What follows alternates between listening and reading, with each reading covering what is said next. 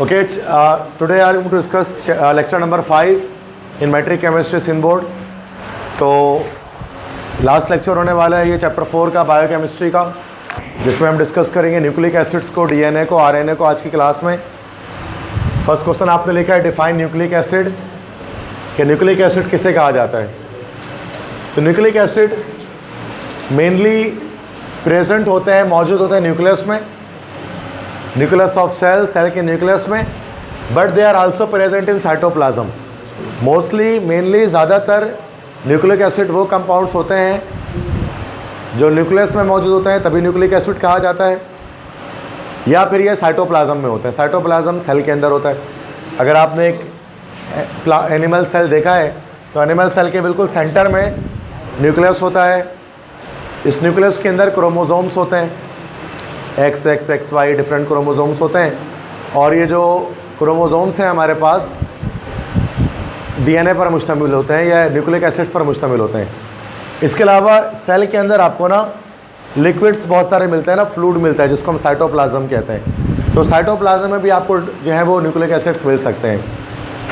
Mostly आपको ये nucleus में मिलेंगे, बट साइटोप्लाज्म में भी मिल सकते हैं। न्यूक्लिक एसिड्स क्या हैं? दे आर बायोपॉलीमर्स, मैक्रोमोलिक्यूल्स हैं, ये भी पॉलीमर्स हैं। जैसे कि प्रोटीन्स का हमने पढ़ा था कि दे आर बायोपॉलीमर्स।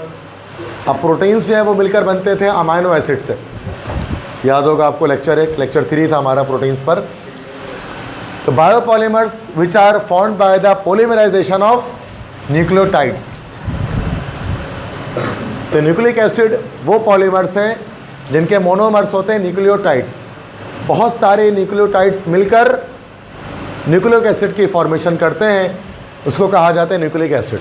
तो न्यूक्लिक एसिड खुद एक पॉलीमर है। पॉलीमर आपको पता है बहुत सारे मोनोमर्स से मिलकर बनता है, बहुत सारे छोटे छोटे एटम्स मिलकर पॉलीमर की फॉर्मेशन करते हैं, छोटे छोटे यूनिट। तो हर एक छोटा यूनिट उसका कहलाता है न्यूक्लियोटाइड, और बहुत सारे न्यूक्लियोटाइड मिलकर हमारे पास न्यूक्लिक एसिड बनाते हैं। तो न्यूक्लियोटाइड एक मोनोमर है और न्यूक्लिक एसिड एक पॉलीमर है, ठीक है, जो कहाँ पाया जाता है? न्यूक्लियस में या तो साइटोप्लाज्म में।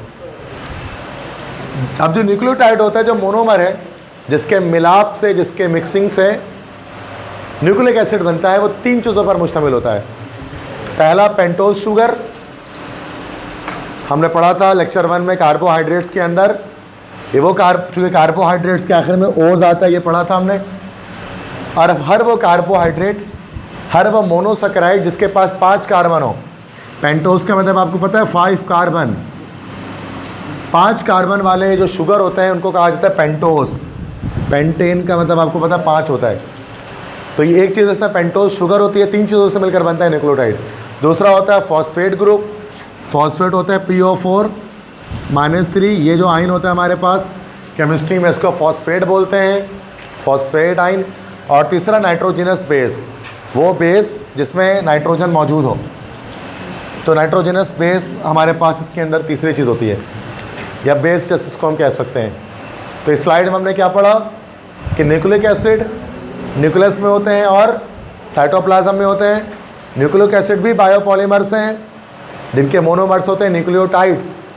बहुत सारे न्यूक्लियोटाइड्स मिलकर न्यूक्लिक एसिड बनाते हैं, और न्यूक्लियोटाइड 3 चीज़ों पर मुश्तमिल होते हैं, पेंटोज शुगर, दूसरा फॉस्फेट ग्रुप, तीसरा नाइट्रोजनस बेसिस, या सिर्फ बेस हम उसको कह सकते हैं, वो भी सही आंसर है।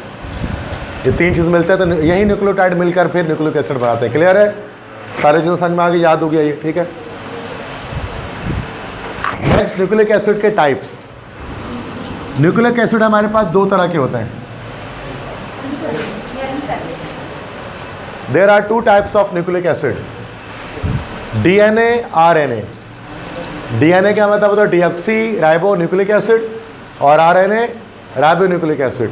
तो 2 तरह के न्यूक्लिक एसिड्स हैं बेटा हमारे बॉडी में, डीएनए और RNA.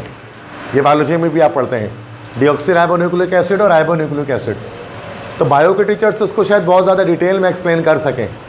Since I am an engineer, मैं चूँकि एक इंजीनियर हूँ, तो मुझे इतना ज़्यादा इसके बारे में डिटेल नहीं पता, जितना बुक में है उतना मैं आपको बता दूँगा। लेकिन बायो के टीचर्स आपको ज़्यादा बेहतर एक्सप्लेन कर सकते हैं इस चीज़ को, डीएनए, आरएनए, इन तमाम चीज़ों के बारे में। वो मैं शायद नहीं कर पाऊँ उतना अच्छा एक्सप्लेन, क्योंकि बायो का टॉपिक है पूरा। न्यूक्लिक एसिड्स का। अब आते हैं डीएनए पे बात करते हैं। डीएनए क्या चीज़ होती है? Deoxy ribo nucleic acid. तो deoxy ribose sugar is found in DNA. DNA कहते हैं डीऑक्सी राइबो न्यूक्लिक एसिड। में मैंने आपको क्या बताया था कि न्यूक्लिक एसिड्स के अंदर राइबोज शुगर होता है, 5 कार्बन वाला पेंटोज शुगर होता है। तो डीऑक्सी राइबोज भी एक पेंटोज शुगर ही असल में, जिसका नाम होता है डीऑक्सी राइबोज, 5 कार्बन पर मुश्तमिल होता है, तो ये पेंटोज ही होता है। तो डीऑक्सी राइबो न्यूक्लिक एसिड में डीऑक्सी राइबोज ये शुगर मौजूद होता है, तभी डीएनए कहते हैं उसको। इसका स्ट्रक्चर 2 साइंटिस्ट ने बताया था, वॉटसन और क्रिक। तो वॉटसन क्रिक मॉडल भी उसको कहा जाता है बायोलॉजी में। तो एक साइंटिस्ट का नाम था वॉटसन, ये शेन वॉटसन नहीं है, तो वो ऑस्ट्रेलियन प्लेयर था, उसकी बात नहीं कर रहा, ये वॉटसन एक साइंटिस्ट है। तो वॉटसन और क्रिक 2 साइंटिस्ट ने मिलकर बताया था। उसका स्ट्रक्चर 1952 में, 1952 में इसका स्ट्रक्चर पता लगा था। It has a double helix structure. इसका एक double stranded double helix structure होता है, जो आपको बोर्ड पर यहाँ पर दिख सकता है। डबल हेलिक्स से मुराद के यस दो हेलिक्स आपको मिलते हैं। डबल हेलिक्स स्ट्रक्चर से मुराद के 2 पट्टियाँ मिलती हैं आपको, 2 थ्रेड्स आपको मिलते हैं जो यहाँ पर मौजूद हैं। तो 1 थ्रेड और 2 थ्रेड आपको दिख सकते हैं घूमे हुए ये, और दोनों थ्रेड बीच में ना एक लाइन से ज्वाइन हुए हैं, अगर आप देखो तो एक उसका एक लाइन से ज्वाइन हुए हैं। तो जो बैकबोन ऑफ चेन्स है, बैकबोन से मुराद जो थ्रेड है, वो थ्रेड बनी होती है शुगर से, डीऑक्सी राइबोज शुगर और फॉस्फेट ग्रुप से। और जो 2 चेन्स जात में ज्वाइन जो हैं, जो आपको दिख रहे हैं ना, लंबी लंबी जो लाइंस दिख रही हैं, वो क्या है? नाइट्रोजिनस बेसिस, वो बेसिस है।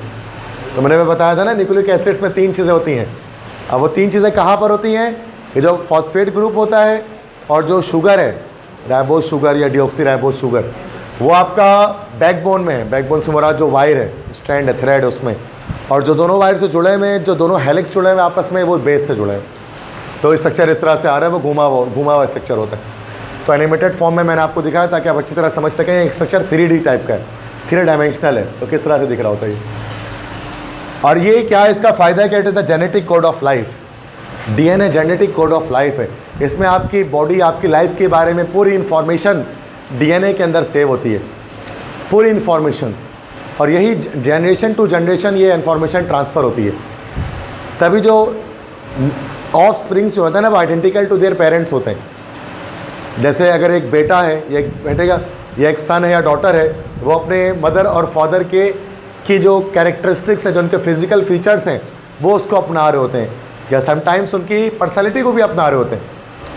कि अम्मी अब्बू की जो पर्सनैलिटी है वो बेटे या बेटी के अंदर, मतलब एक तो फिजिकल फीचर जो देखने में आते हैं, आँख नाक कान मुँह कुछ भी, लेकिन उसके अलावा कभी कभार आदतों में भी आप देखते हैं कि कोई अपने फादर या अपने मदर पर चला जाता है।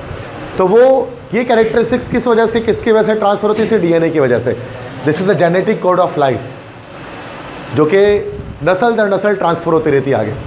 और इसके अंदर पूरी ज़िंदगी की कहानी लिखी होती है, इन स्टैंड्स पर, इन थ्रेड्स पर। कौन इंसान कितना जिएगा, है ना, उसकी ज़िंदगी में कौन सी बीमारियाँ होंगी, वो इंसान जो है वो कौन सी स्पीशी होगा, इधर ही इज़ फीमेल और मेल, वो सारी कैरेक्टरिस्टिक्स इसके अंदर लिखी होती हैं, इस डीएनए के अंदर। ये हमारी बॉडी के अंदर बहुत वाइटल एक सेल के अंदर एक रोल परफॉर्म करता है। तो हेरिडिटी कैरियर्स हैं सारे, ये जेनेटिक कोड ऑफ लाइफ है ये। तो मैं फिर बता दूं, मैं क्या क्वेश्चंस करूंगा आपसे डीएनए के बारे में। डीएनए की फुल फॉर्म पूछा तो डीऑक्सी राइबो न्यूक्लिक एसिड, इसमें शुगर के तौर पे डीऑक्सी राइबोज यूज़ किया जाता है, जो पेंटोज शुगर होता है। वाइटसन और क्रिक ने इसको डिस्कवर किया था, इसके स्ट्रक्चर को 1952। डबल हेलिक्स स्ट्रक्चर होता है ये। इसकी जो बैकबोन है वो फॉस्फेट और शुगर से मिलकर बनी होती है, और जो दोनों हेलिक्स जुड़े होते हैं साथ में, दोनों चेन्स वो बेस की सूरत में जुड़े होते हैं। और ये जेनेटिक कोड ऑफ लाइफ होता है आपका। ये जेनेटिक्स पढ़ा होगा आपने कभी इसके बारे में। तो ये जेनेटिक कोड ऑफ लाइफ है जो जीन्स में जनरेशन टू जनरेशन ट्रांसफ़र हो रही होती है। क्लियर है बच्चों, समझ में आ गई बात? नेक्स्ट उसके बाद हमारे पास है आरएनए, सेकंड टाइप। क्योंकि 2 टाइप्स मैंने बताते हैं न्यूक्लिक एसिड के, एक डीएनए होता है, एक आरएनए होता है। आरएनए डीएनए में हल्का सा स्ट्रक्चर है। आरएनए में, अच्छा, उसमें आरएनए था, डीएनए होता है डीऑक्सी राइबो न्यूक्लिक एसिड, और ये क्या होता है? सिर्फ राइबो न्यूक्लिक एसिड। तो वहाँ डीऑक्सी राइबोज यूज़ हुआ था शुगर में, और यहाँ राइबोज शुगर इस्तेमाल होता है।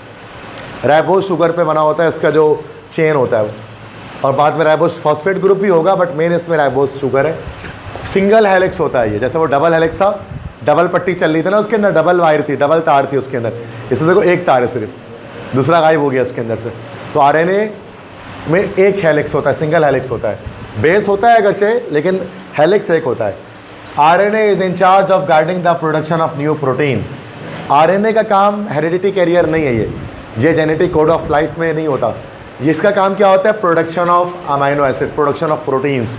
मैंने आपको बताया था ना कि अमाइनो एसिड से मिलकर प्रोटीन बनता है।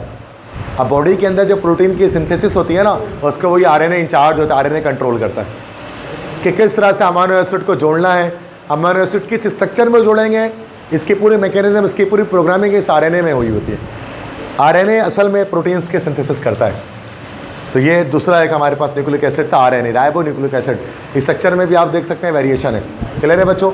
आरएनए का मैं फुल फॉर्म पूछूँ तो राइबो न्यूक्लिक एसिड, इसमें राइबोज शुगर होता है, सिंगल हेलिक्स पर मुश्तमिल है और ये प्रोटीन की मैन्युफैक्चरिंग करता है बॉडी के अंदर। क्लियर है? तो मसला समझ में आ गया सब? लास्ट क्या स्लाइड है कि इंपॉर्टेंस, क्या फ़ायदा होता है बॉडी में न्यूक्लिक एसिड्स का। सबसे पहले का they are most vital material for cell functioning. Cell के फंक्शनिंग में बहुत ज़्यादा काम ही आता है। They store genetic information. मैंने बताया था जेनेटिक इन्फॉर्मेशन पूरी आपकी डीएनए के अंदर सेव होती है, जो नस्ल दर नस्ल ट्रांसफ़र होती है ना भाई, वालदैन से ऑफ स्प्रिंग में, फिर उससे और आगे ट्रांसफ़र होती है। तो भी कैरेक्टरिस्टिक्स जो है ना वो एक जैसी होती हैं लोगों की। They transfer heredity characters from one generation to other generation. Heredity carriers होते हैं, मॉरिस्टिक खसूसियात को ट्रांसफ़र करते हैं एक नस्ल से दूसरे नस्ल में। They are source of energy in the form of ATP. अच्छा, यही nucleic acids source of energy भी होते हैं, पढ़ा होगा बायोलॉजी में आप लोग कि एटीपी की सूरत में एनर्जी प्रोवाइड करते हैं। एटीपी किसे कहते हैं? Adenosine triphosphate. Basic unit of energy आपने इसको पढ़ा होगा बायोलॉजी में। तो बेसिक यूनिट ऑफ एनर्जी जो होती है हमारी बॉडी में, that is ATP, adenosine triphosphate. तो ये डीएनए ही मैन्युफैक्चर कर रहा होता है न्यूक्लिक एसिड से। ठीक है, तो ये हमारे पास बेनिफिट्स हैं। सेल फंक्शनिंग में मदद देगा, सारे जेनेटिक इन्फॉर्मेशन में सेव होती है। एक बाप से मतलब वालदैन से बच्चों में जो कैरेक्टरिस्टिक ट्रांसफ़र होती है वो भी न्यूक्लिक एसिड्स की वजह से होती है। और यह सोर्स ऑफ एनर्जी है, एनर्जी सोर्स है। एटीपी की सूरत में एनर्जी प्रोवाइड करते हैं। ATP is adenosine triphosphate. Clear है बच्चों?